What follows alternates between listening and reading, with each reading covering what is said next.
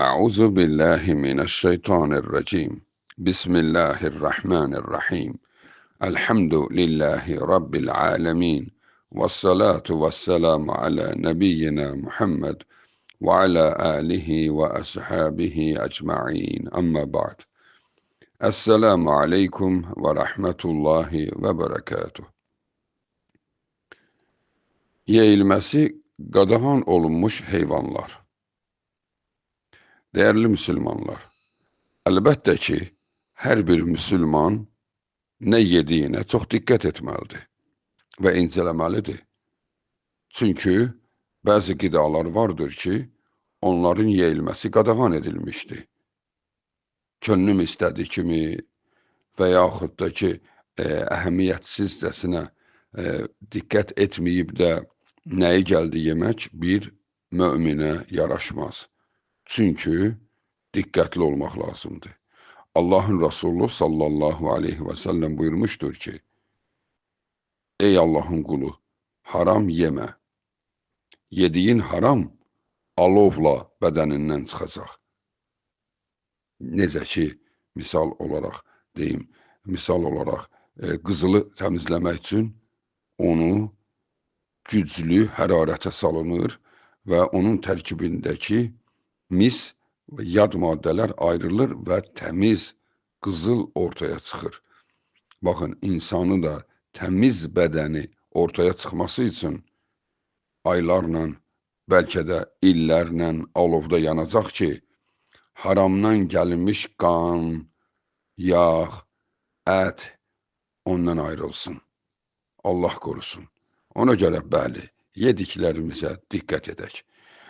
Ümumiyyətlə, qidaların halal, haram olması üçün birinci, bəzi məhsullar var ki, əsli haramdır.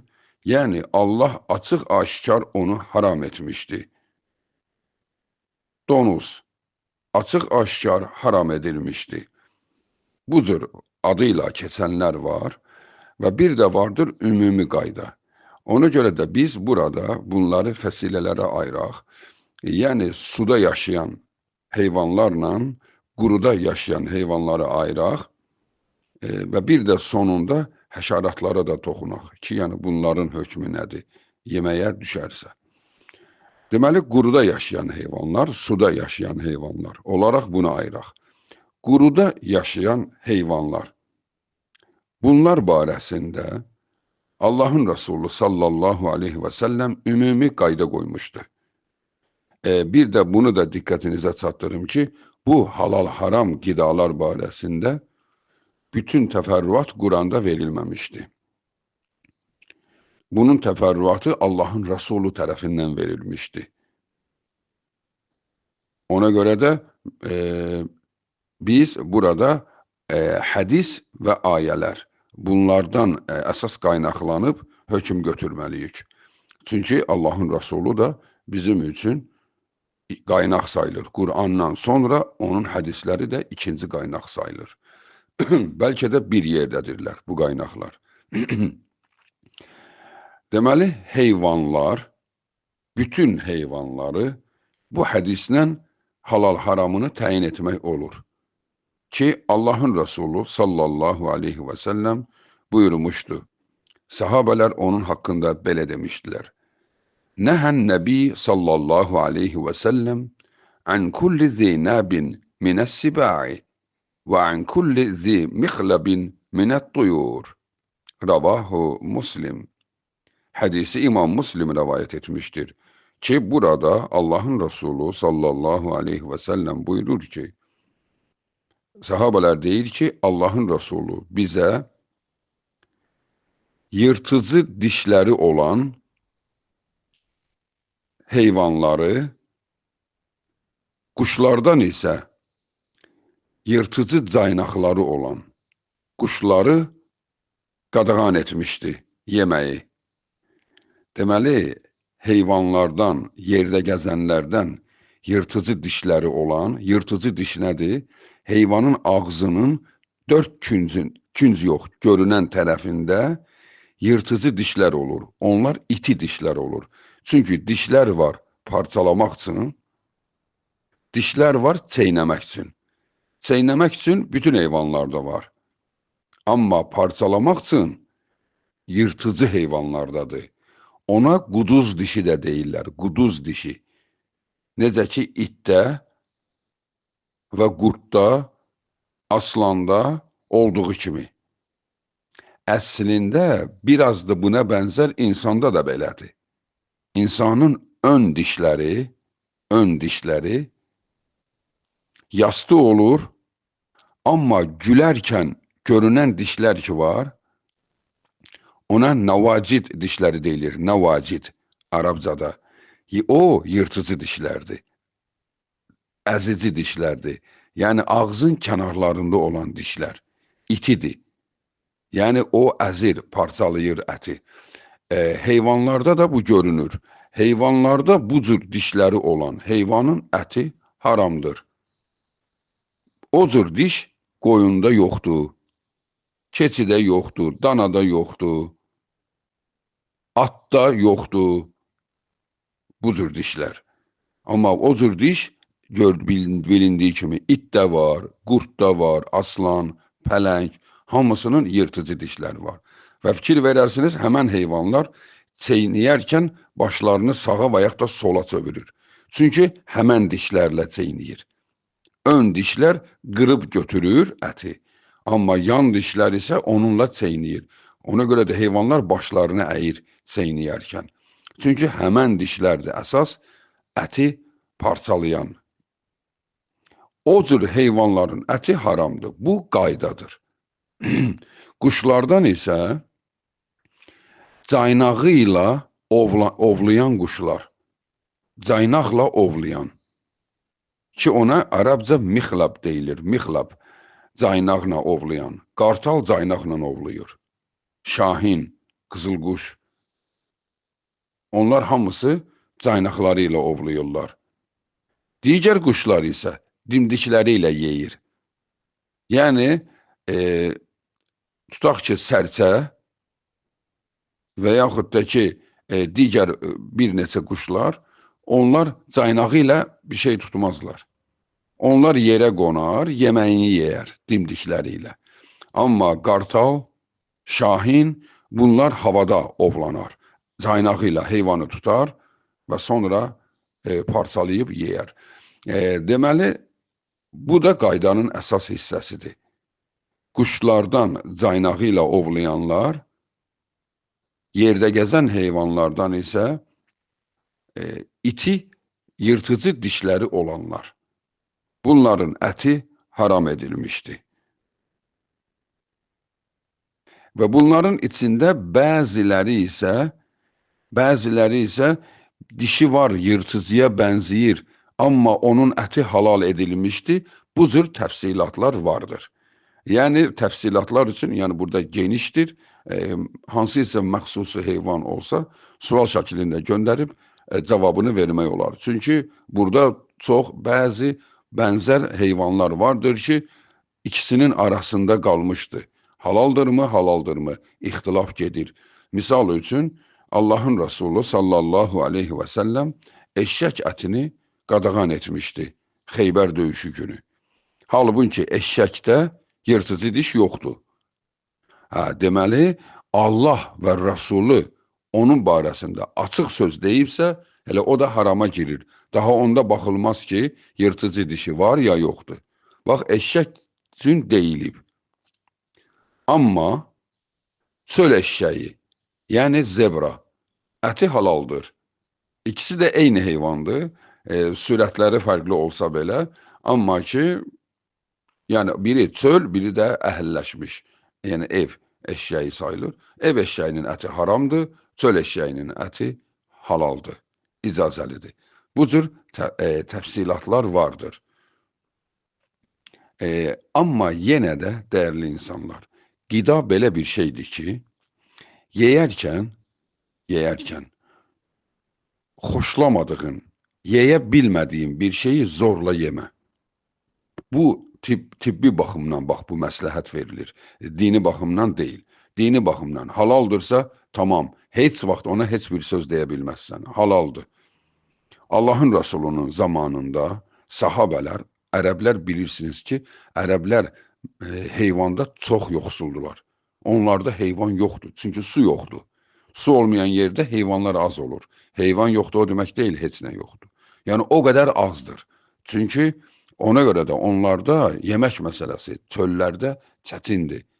Bizlərdə çöllərdə heyvanlar olur. Yəni onlarda bu məsələ çətindir.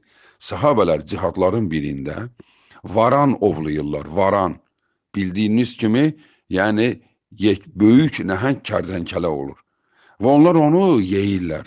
O qədər acdılar.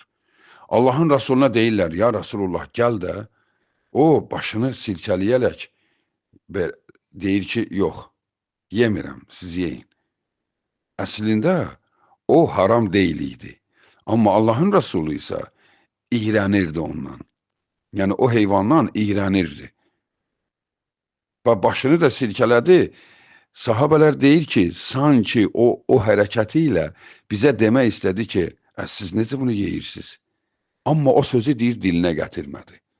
Bu da qaydadır, dəyərli insanlar. Bir şeyi xoşlamırsansa, yeyə bilmirsənsə, sən nə iyrəncsən, bunu necə yeyirsən demə. Çünki yemək çox təhlükəlidir. Ən gözəl yemək belə. İyrəndinsə, anında, qaraciyərdə onun çönməsində problem yaranır. Hətta bu xəstəliyə çönə bilir. Çünki yaxşı yemək idi, qəflətən insan iyrəndi. İnsan bədənində anatomiyasında dəyişiklik olur həmən vaxtı. O qədər qorxunc bir şey yaranır. Ona görə də qaraciyərdə buna ləkə düşür. Belə iyrənərkən bir şeyi yeyəndə. Ona görə, yəni biri bir şeyi xoşlamırsa, yeməsin. Amma haramdır deməsin. Və yaxud da ki, bunlar necə adamdılar, onu yeyirlər, varanı yeyərlər. Bax, bu sözü deməzlər. Varan haramdırmı? Xeyr. Bəs xoşlamırsanmı? Danışma, sus. Xoşlamırsan, yemə. Yeyənlərə bir söz demə. Hətta dəyərli insanlar, yemək yeyərkən, qarşına xoşlamadığın bir şey çıxanda, kim onu qaldırıb deyərsə ki, bu nədir bu yeməyin içində?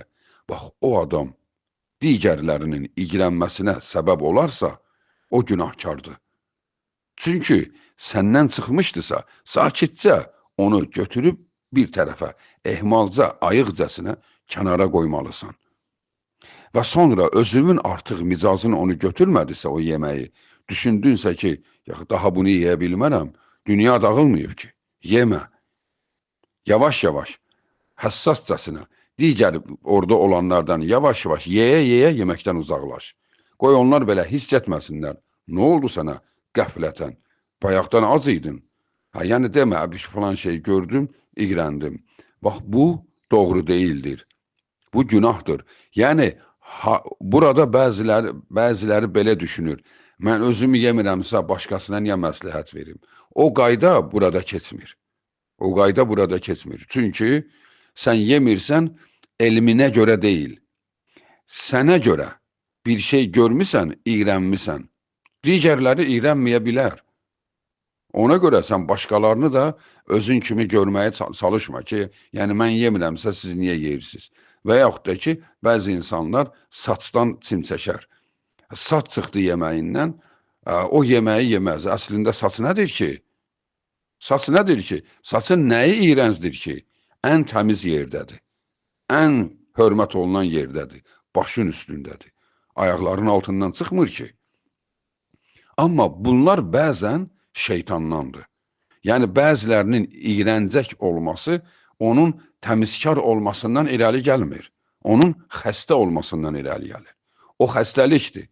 Həmişə belə adamlara baxarsınız, çəlimsiz, ayaq üstə qala bilmir. Səbəbi çox həssasdır, çox iyrəncdir. Daha doğrusu iyrənəndir.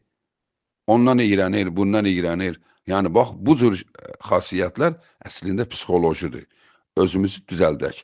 Buna görə haram halalı təyin etməyək. Ki, bəzi insanlar belə deyir. Mən filan şeyi öldürsən də yeyə bilmərəm. Haramdır o. Bax, haramdır sözünü Allah deyə bilir. Və Allahın Rəsulu deyə bilir. Biz hansındanıq? İlahıq, yoxsa Rəsuluq? Heç birindən deyilik. Susaq, oturaq yerimizdə. Yəni bir şeyi haram etməyək. Ona görə də indi daha təfərrüatlı heyvanlardan bilmək istəsi onu şəxsidə soruşula bilər. Bu quru heyvanlarının qaydası idi. Deməli, gəzən heyvanlardan yırtıcı dişləri olan yeyilmir, uçan quşlardan caynaqlı ilə ovlayan ki, bəziləri də ona süzən, yəni havada süzür qanadları, yəni qanadlarını çırparaq uçmur. Qartal da belədir. O qanadını çırpmır. Düzdür, bir neçə dəfə çırpır. Yəni elə ki, uçuşa girdi, o süzərək havada hərəkət edir. Bəziləri deyib, o heyvanlarda bunun ətləri qadağandır ki, elə onlar eyni heyvandır. Süzən heyvanlar həmişə caynaqları ilə ovlayır. Bu sadəcə olaraq məlumat xarakterli deyildi. Ona görə də heyvanlardan, gəzən heyvanların içində bir qayda da var. Bir şeyi haram edən. O nədir? Zərərli heyvan. Eşitdin ki, filan heyvan zərərlidir. Daha onun halalını, haramını axtarmağa dəyməz. Ola bilər ki, əsli halal idi. Misal üçün, toyuqdur, halaldır da, amma zəhərlənib. Onu yesən sənə zərər vurar. Yox, əti halaldır, heç nə olmaz deyib yemək olmaz. Çünki Allahın Rasulü buyurmuşdu, Lə darara və lə dirara. Zərər vermək və özünə zərər etmək qadağandır. Yəni, nə kiməsə zərər verə bilərsən, nə də özünə zərər verə bilməzsən. Bu qadağandır. Hədisi İmam Məlik rivayət etmişdi. Bu da aiddir zərərli şeylərin də yeyilməsinin qadağan olmasına. Yəni, zərərlidirsə olmaz. Daha bu halal idi sözü yoxdur. Halal idisə anında çönür olur, haram. Yeyilməz. Zərərli şeylər. Bu quru heyvanları. Su heyvanlarına gəldikdə. Su heyvanları asandır əslində. Çünki bütün su, yəni dəniz, okean, çaylar, göllər, gölməçələr hamısına şamildir. Əl-Maidə surəsi 96-cı ayə. Ki Allah Subhanahu Taala orada belə buyurmuşdu. Uhillə ləkum saydul bahri və ta'amuhu mata'an lakum və lis-səyyara. Sizə və səfərdə olanlara dənizin bütün heyvanları halal edildi. Ovlamaq və yemək. Deməli, dənizin bütün heyvanları sizə halal edildi. Allahın Resulü sallallahu aleyhi və səlləm isə dənizə baxıb demişdi. Tahurun ma'uhu, əl-hillu meytətəhu, rəvahu Məlik. Bu hədisi də İmam Məlik Muvatta'da rəvayət etmişdir. Rasulullah dənizi göstərərək deyir ki, sallallahu aleyhi və səlləm, dənizin suyu təmizləyici, ölmüş heyvanı isə halaldır. Suyu təmizləyici, yəni bütün dəniz suyu təmizləyicidir. Dənizin suyundan dəstəmaz ala bilərsən, qusul verə bilərsən. İndi düşün ki, dənizə nələr tökülür filan, nə edilir, edilsin, dənizi murdar edə bilmir. Çünki dəniz hərəkətli yerdir. Daima hərəkət edir. O su ki hərəkətlədir, heç vaxt murdar olmur. Çünki hərəkətdədir. Dəniz, okean, çaylar, hamının suları bir mənalı şəkildə təmizdir. Həm qusul dəstəmaz ala bilirsən, həm də murdar olmuş geyimini orada yuyub təmizləyə bilirsən. Deməli, suyu təmizləyici, heyvanları isə halaldır. Heyvanlarının halallığına Əl-Maidə surəsi 96-cı ayə və indi oxuduğumuz hədis şamildir. Bu hədisdə hətta ölmüş dəniz heyvanı belə halaldır. Yəni, dənizdə gördün ki, balıqdır ölüb. Bax, ölmüş balıq da halaldır. Bəli, bəzi insanlar ölmüş balığı yemir, o başqadır. Yəni, yemir, fikirləşir ki, yəni zaten balıq ölüb sudan çıxıb. Yəni bütün balıqlar diri çıxmır ki, torla. Yalnız qırmaqla tutulan diri-diri çıxır sudan. Bəli, suda ölmüş balıqla sudan diri çıxan balığın dadında fərq var. O başqa, dadında fərq olur. Halal haramdan biz danışırıq. Əlbəttə, diri ikən suda çıxanın dadı daha yaxşı olur, ölü sudan çıxandan. Ona görə də tor balıqlarındansa qırmaq balıqları daha dadlı olur. Çünki o diri-diri sudan çıxır, tor balığı isə balıq suda ölür, ölüsü çıxır sudan. Bəli, halaldır. Daha bu barədə incələməyə getmək lazım deyil. Dənizin bütün heyvanları halaldır. Bu birinci baxışdır. Heyvan da deyəndə bütün canlıları, ola bilsin ki, həşərat qədər balaca olan dəniz heyvanları olsun, ola bilsin ki, nəhəng balina qədər böyük olsun. Hətta bu arada onu da diqqətinizə çatdırım. Bunun hikməti nədirsə Allah bilir. Allahın Resulü sallallahu aleyhi və səlləm demişdir ki, cənnət əhlinin cənnətdə birinci yeyəcəyi qida balina əti olacaq. Hətta bir versiyada balinanın qaraciyəri keçir. Cənnət əhli birinci onu yeyəcək. Nə üçün bu belədir, onu Allah bilir. Amma ki, yəni cənnətin birinci yeməyi balıq ətidir. Bəli, balıq dənizin bütün heyvanları halaldır, bu birinci baxışdır. Sonra bəzi elm adamları dənizin heyvanlarını təfsillərə bölmüşdü. Demişdilər ki, dənizin bütün balıqları halaldır, bütün heyvanları deyil. Bax, bunu elm adamları ayırıb. Allahın Resulü dənizi göstərib deyib, bax, suyu təmizləyici, hətta ölü heyvanı belə halaldır. Bunu deyəndən sonra sahabələr dənizdə nə görürlərsə ki, suda yaşayandır, onu yeyiblər. Amma elm adamları isə zaten sahabələr belə görməyiblər çox dəniz heyvanları. Yəni dediyimiz kimi dənizin çoxlu heyvanları əsasən okeanlarda olur. Okeanlarda olur. Sahabələr əsasən qırmızı dəniz sahilində yaşayıblar. Dənizdə isə əsasən balıq cinsi çox olur. Dəniz heyvanları az olur.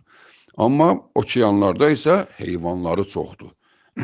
Və dənizlərdə də bəzən bu olur. Və ona görə də dəniz heyvanlarını iki hissəyə bölüblər. Sırf suda yaşayanlar, ki bunlar balıqlardır. Bir də suda və quruda yaşayanlar. Timsah kimi. Və digər suda quruda yaşayan su pişiyi, su iti kimi heyvanlar. Ki bunları suda quruda yaşayanlar deyib, suda quruda yaşayanları yemək olmaz deyiblər. Sırf suda yaşayanlar isə hamısını yemək olar. Balıqlar və daha nəhəng balıqlar, hətta yırtıcı olan balıqlara qədər. Yəni balıqlarda bu yırtıcı sözü keçməz. Çünki balıqların əksəriyyəti biri-biri ilə qidalanırlar. Yəni balıqların əksəriyyəti yırtıcıdır. Yəni ət yeyirlər, yırtıcıdırlar. Balıqların bütün növləri halaldır. Daha bunun içində simli balıq, simsiz balıq. Bu söz xristiyanların sözüdür. Nadan insanlar isə bunu İslamda tətbiq ediblər. Simsiz balıqları yemək olmaz deyə söz yayılmışdır. Yəni bu yanlış sözdür. Simsiz balıq yəni üzərində pul olmayan balıqlardır. Asatirin kimi, bölgə kimi onların əti halaldır. Heç haramla əlaqəsi yoxdur. Xristiyanlara bu haram edilmişdir. Bizə aid deyil. Yahudilərə Allah heyvanın iç piyini haram etmişdi. Yahudilər heyvanın iç piyini yeməz. Biz yeyirik. Yemək deyəndə yəni onu qidalarda istifadə edirik. Heyvanın iç piylərini. Əridirsən yağdır. Amma onu yahudilərə haramdır. İndi biz yahudilərə haramdır, biz də mi yeməyəcəyik? Yox. Haramdır o demək deyildir ki, zərərlidir. Xeyr, o zərərinə görə haram deyil. Yahudilərə cəza olaraq haram edilmişdi. Əslində o, qədimidə ən vacib məhsul idi. Çünki o yağ idi. Onlara qadağan edildi. Bizə isə halal edilmişdi. Balıqlardan da belə simli, simsiz sözü bizim üçün keçməz. Bu xristianlar üçündür. Bütün növ balıqlar halaldır. Amma dənizin heyvanları ki var, çöldə də yaşayır. Suda da yaşayır, atrobot kimi, su iti kimi, timsah kimi. Onları bəzi elm adamları deyib ki, bunları yemək olmaz. Qurbağa suda da yaşayır, çöldə də yaşayır. Tısbağa suda da yaşayır, çöldə də yaşayır. Bu cür heyvanları yeyilməz. Amma sırf suda yaşayan hamısı yeyilər. Birdən bir insan desə ki, onları da mən yeyirəm, yəni suda quruda yaşayanları, timsahı ki, bəzi müsəlmanlar yeyirlər onu. Kimsə ona deyə bilməz ki, sən düz etmirsən, o suda quruda yaşayır. Suda quruda yaşayır sözü ayə də deyil, hədis də deyil. Bu, elm adamlarının fikridir və Allah onlardan razı olsun, çox gözəl bunu təyin ediblər. Ki, yəni suda quruda yaşayanı yeməmək ən gözəlidir. Çünki onlar onu bənzədiblər. Amma Allahın Rasulü deməyib. Ona görə də kim yeyirsə, heç kəs ona deyə bilməz ki, sən düz etmirsən, timsah yeyilməz. Belə yeyən ona halaldır və doğru da edir, yeyir. Çünki yeyə bilir. Sən isə bundan mizazın götürmür, yemə, daha ona haramdır da deyə bilməzsən. Ona bəzi elm adamları niyə bunu ayırıblar, suda quruda yaşayan sözü olaraq? Onlar deyirlər ki, bu heyvanların, misal üçün, su aygırı, yırtıcı dişi var. Bu, bir də ki, orqanizma olaraq bu eyni, misal üçün, su iti, eyni çöldəki it kimidir. Eyni ona bənzəyir, hətta onun kimi hürür. Yəni, ona görə də onlar bunu yemir. Çünki bənzərliyi çoxdur. Bəli, bu cürə yemirlərsə çox gözəl, çox yəni ki, səliqəli və təmiz qida kimi daha balıq hissəsindən yeyir. Çünki balıqlar tamamilə etibarlıdır. Hətta insan üçün ən birinci yerdə gedən ət balıq ətidir. Ən xeyirli. Ondan sonra quş ətləridir, ondan sonra heyvan ətləridir. Yəni ki, ən gözəl ət balıqdır və onun hər növü də halal edilmişdir. Deməli, dəniz məhsullarından dəyərli insanlar, bütün balıqlar halaldır, amma suda quruda yaşayan heyvanlar üçün isə elm adamları ixtilaf ediblər. Kim yeyə bilir, yesin, kim yeyə bilmir, yeməsin. Və gəldik dənizin kiçik canlılarına. Kiçik canlıları, midyə, yengəc, krab, xərçəng, dəniz təkəsi, karides, yəni bildiyimiz bu günləri supermarketlərdə satılan kiçik canlılar, dəniz canlıları ki, marketlərdə artıq bunlar satılır. Bunlara gəldikdə isə, bunlar da cümhur elm əhli çoxluğu bunu halal görmüşdürlər. Amma Hənəfi elm adamları isə bunları yeməyi icazə verməmişdirlər. Amma Hənəfi elm adamlarının görüşü çox zəif görüşdür. Çox zəif görüşdür, etibarlı görüş də deyil. Çünki onlar bunu haram edərkən bunların nə olduğunu çox da yaxşı anlamayıblar. Çünki həmən o kiçik heyvanlar ki var, baxdıqda insan çimçəşir. Amma onlar o qədər güclü tərkibləri var ki, və onların yeyilməsi halaldır. Yəni, daha adlarını hökmən deyildir təfsilatı ilə bilək. Bütün kiçik canlılar ki var, dənizdən çıxır. Misal üçün, midyə. Midyə bildiyimiz, ərəbcə ona, kimsə ərəbcə axtarmaq istəsə, bəlhül bəhər deyilir. Bələhül bəhər. Midyə. Ona uşaqlıqda deyərdik balıq qulağı. Eyni balıq qulağı, sədəf də adı. Balıq qulağıdır, balıq qulağının içində olan canlıdır. Proteinlə doludur. Yəni, o qədər güclüdür ki, hətta tibb elm adamları bunu çox yeməyi icazəli bilmirlər təzyiqi olan adama. Çox güclü, sürətli təzyiq qaldırandır. O qədər protein var onda. Sonra krab, bildiyimiz krab. Bax, krab kolesterol çoxdur onun tərkibində. Kolesterol. Yəni xolesterolu çox sürətli qaldırır. Onu da çox yeməyi tövsiyə etmirlər. Çünki çox qaldırır xolesterolu və ondan sonra insanda bəzən baş ağrı kimi yarada bilir. Sonra oradan var cəmbəri. Ərəbcə cəmbəridir, ona karides deyilir. Kitabda adı karidesdir. Dəniz təkəsi. Başdan ayağa testosterondur. Yəni cinsi zəifliyi olan adama bu yemək tövsiyə olunur. Cinsi zəifliyi olan adama o qədər sürətli testosteronu qaldırır. Yəni bu cür məhsullar insan üçün çox faydalıdır. İstifadə etmək olar. Bunlar da hamısı halaldır. Üçüncü növ həşəratlara gəldikdə isə, yəni üçüncü təfsirimiz həşəratlara gəldikdə isə, misal üçün daha kimsə həşərat yeməz ki, amma həşəratın yeməyə düşməsi olur. Yeməkdir, ora ağcaqanad düşüb, qarışqa düşüb. Mürəbbədir, bir banka mürəbbədir, içində qarışqalar ölüb. Kimisi onu atır, israf edirsən, o atılmaz. Onlar da haram deyil. Yəni onlar onu murdar etmir. Yeyə bilmirsənsə, onu ver bir nəfər yesin. Çünki o yemək təmizdir. Həşəratlarda da heç bir zəhərlənmə olmur. Həşəratlar təmizdir. Bir yeməyə ağcaqanad düşdü. Çıxart ağcaqanadı, yemək təmizdir. Daha yemək murdar olmur. Və yaxud da ki, düşüb itibsə orada, daha ona görə yemək atılmaz. Ağcaqanadların qidaya düşməsi o qidanı murdar etmir. Kim yeyə bilmir, digərinə versin, amma onu israf etməsinlər. Çünki bunu israf etmək daha böyük günahdır, nəinki ondan iyrənmək. Belə dəyərli müsəlmanlar, Allah Subhanahu taala bizi eşidib faydalanan qullarından etsin. Vəssalamu aleykum və rəhmətullahi və bərəkatuhu.